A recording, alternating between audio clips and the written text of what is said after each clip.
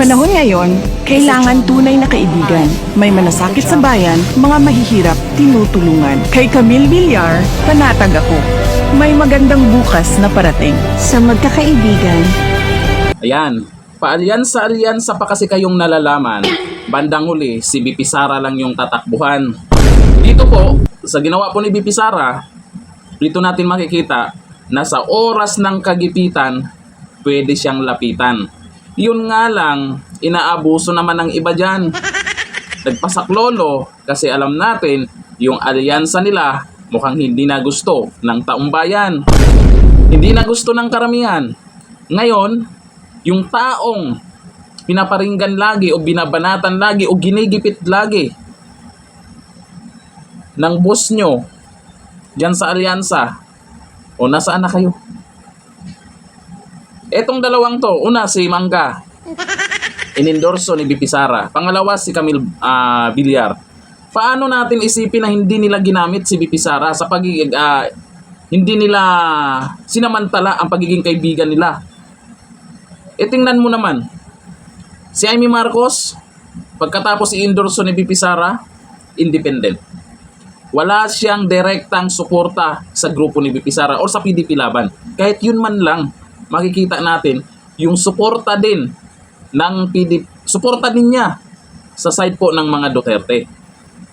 Pangalawa, si Camille Villar. Ito, opinion ko lang ha. Si Camille Villar, sa video, kung napanood nyo, tungkol din sa pagiging kaibigan. Pero nasaan si Camille Villar ngayon? Nandun pa rin sa alyansa. Hindi po siya umalis doon. Nasa alyansa ka na alam natin kung ano po yung banat nila sa mga Duterte. Gusto mong makakuha ng boto doon, tapos nagpa-endorso ka kay BP Sara. Nako, alam na, may tawag ang karamihan tungkol dyan. Yung namamangka sa dalawang ilog, yun ba yun? Sa politika, gagawin ang lahat para manalo pa. Dahil naman, malaki na ang nagastos nila. Tapos naramdaman siguro na ang supporters ng mga Duterte ay organic talaga.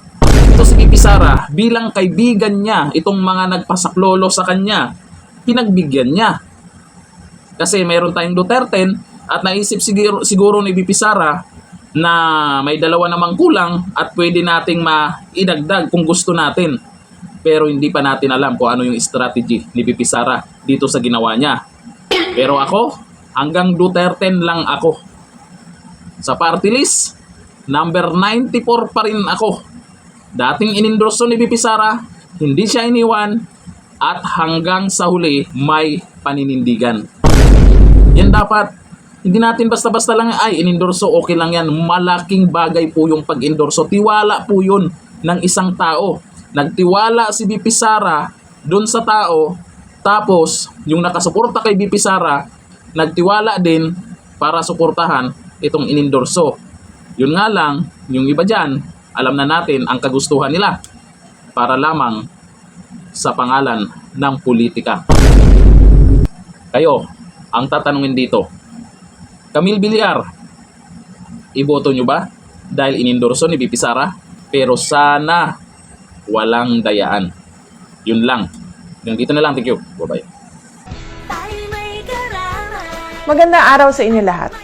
Sa lahat ng kababaihan at kabataang lumalaban sa buhay para maiangat ang pamilya. Suportahan po natin ang BH, Bagong Henerasyon Party List. Mahigit 20 years na po silang nagsiservisyo sa pamilyang Pilipino. Iboto po natin ang BH, Bagong Henerasyon Party List.